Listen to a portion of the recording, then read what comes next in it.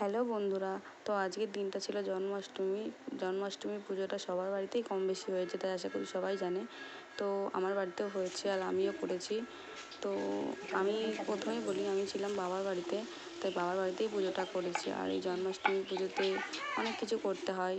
তো সেই ঠাকুরের ভোগ বানানো থেকে ঠাকুরের ফল কাটা, ঠাকুরকে রেডি করানো, স্নান করানো, সব কিছু আমি তোমাদের সাথে শেয়ার করব কম বেশি যেটুকু পেরেছি। তো তোমরা ভিডিওটাকে স্কিপ করো না, প্রত্যেকে ভিডিওটা দেখতে থাকো।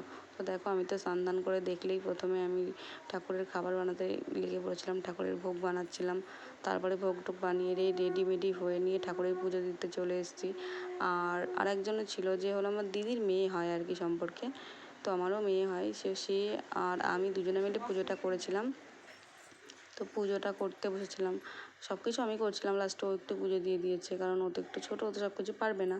তো পুজো টুজো দিয়ে নিলাম, ঠাকুরকে রেডি করিয়ে দিলাম, এখন তো আরতি করছি, পুজো টুজো করবো।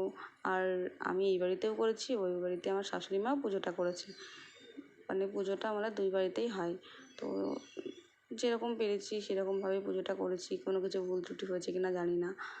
আর দেখো, তারপরে আরতি হয়ে গেল, সবাই তো প্রদীপের ছাঁক নিয়ে নিচ্ছিল।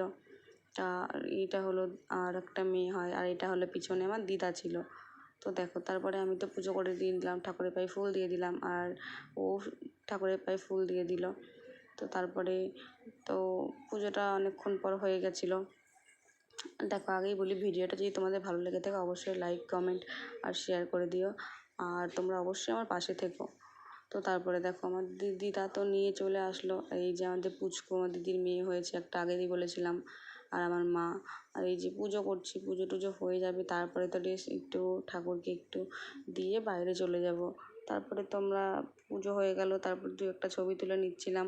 তারপরে পুজো টুজো করে ঠাকুর ঘর থেকে আমি আরও বেরিয়ে এসেছিলাম। তারপরে বেরিয়ে দেখো, এখন তো আমাদের পুজো হয়ে গেছে, এখন আমরা একটু বাইরে বসেছিলাম। তো ভাবলাম তোমাদের সাথে একটু শেয়ার করা যাক আমাদের লুকটা কেমন রেডি হয়েছিলাম আমরা।